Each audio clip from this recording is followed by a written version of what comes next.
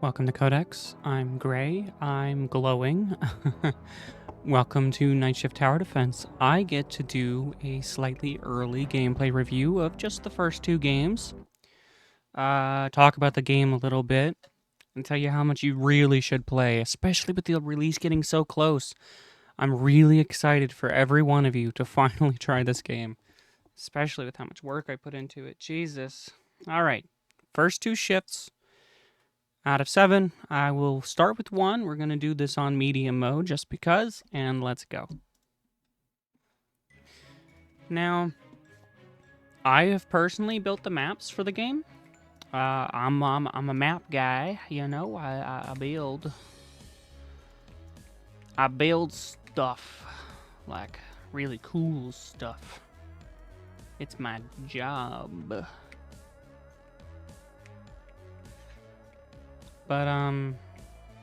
yeah. I've been having a lot of fun working with this game. So I'm just really excited for y'all to get to experience it as well. As it's just been an extremely, I want to say surreal experience getting to work on it. But like, even that feels like it's nowhere near the full amount, you know? Jeez, I didn't even realize how hard this map was, like, right off the bat. On medium mode. This game is not gonna be the type of thing that just lets you get by. It wants you to work for your wins, which I'm actually really happy about.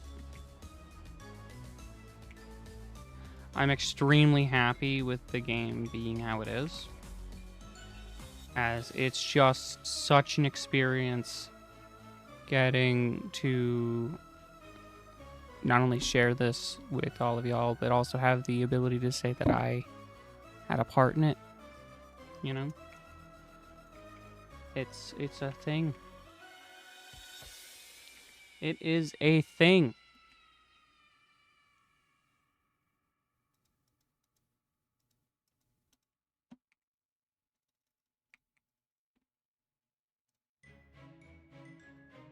There we go. So the early game's definitely harder than the late game, so there's that. I've decided not to show off anything rarer than a legendary, which, you know, is the second highest for right now, or, well, as far as I can tell, forever. Yeah. We're playing with Night Guard, Carl the Cupcake, which is a splash and burn, Shiny Fan, which, you know, all shiny. I pulled these myself. I'm pretty happy with it. And Phone Guy, who is a mythic, and weirdly enough is slightly better than Night Guard, who's a legendary. But I guess their purposes are different. So there's that. When it comes down to how something is used, it makes sense that it might be different costs and damage.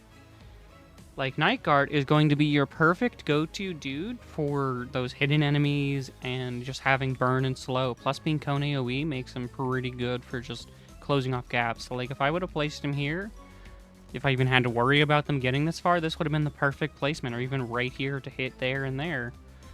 I think the only thing that this game is, like, needing is a strong player base.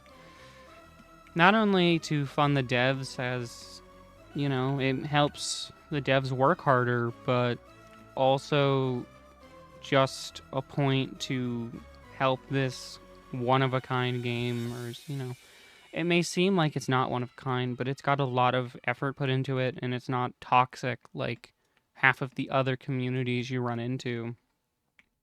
Mind my fidgeting. It's really hard to not move in games like these. Especially where you're playing a tower defense, and what you're going up against is a bunch of fatal enemies. I probably should have placed these dudes back here, but I did not. All right, holy crap! I mean, like, the molten cupcake. Look at him go. Like, this isn't an easy game, which is definitely pretty cool. Plus, it's got all them really well-expected stuff, you know? Alright. Now that we finished map 1, it means we can finally move on to map 2. I get to show you one of my favorite maps in the game. Certainly not my favorite one, but one of. I can't wait for every one of you to get to experience my work in the map point, because, like, I'm just so excited. Okay, so I should probably place right back here.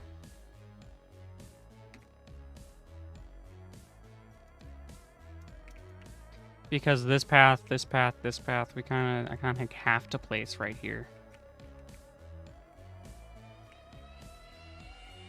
That way everything gets hit properly.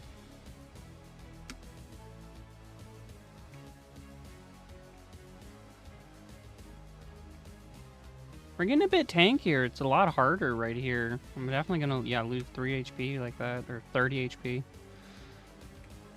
Alright, I'm gonna turn on skip wave now that I got a little extra damage. Hopefully that means if I can, like, if I can get a,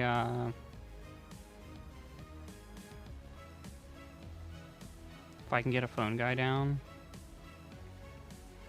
or even a lamp, I might actually lose if I don't. There we go.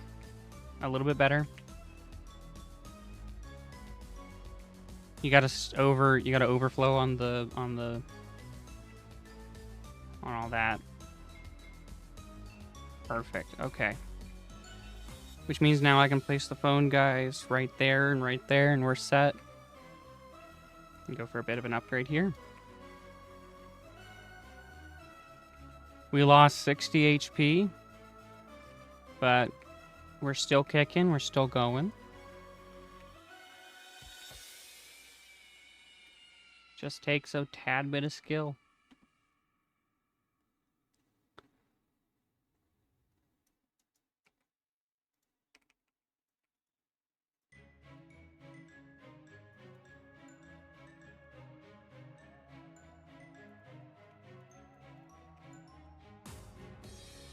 Just takes a tad bit of skill, that's all.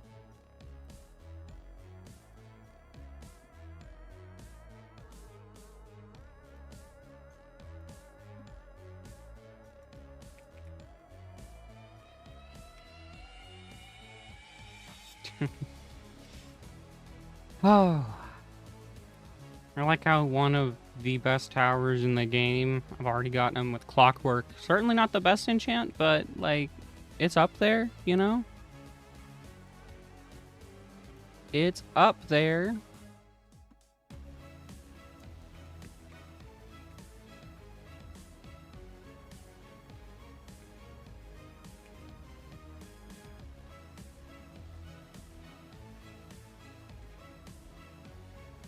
Oh, I didn't even realize I actually had an extra placement. I could have been placing this entire time. All right. That makes a lot more of a difference.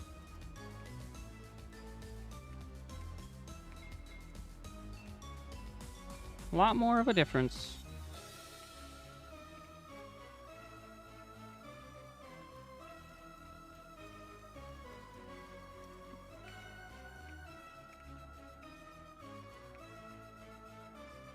All right.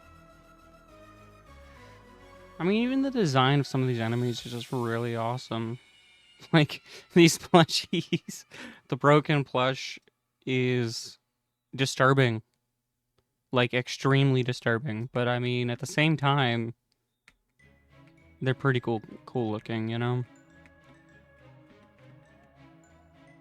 Even if they hurt my soul to look at. I mean, holy crap, bro. Demolishing my soul to look at.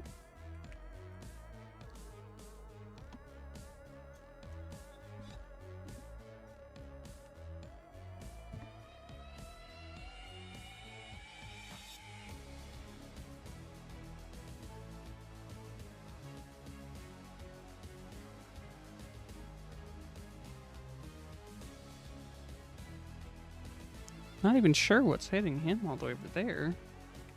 For him to get slow way out there? Who could have hit it? I think he just might have had a weird hitbox right there where it just somehow came into range, but he didn't take any damage. So, I don't know. He got slowed and stunned for a second. I'm not going to complain. I mean, completing easy mode is definitely going to be the best way to get through the story. But if y'all want a challenge and we're going for it, medium and hard mode, man. I guess the only thing I can hope for y'all to consider is that it's still in beta. But, I'd like to thank y'all for watching. So, check out the game when it comes out. And I'll wish y'all luck. See ya.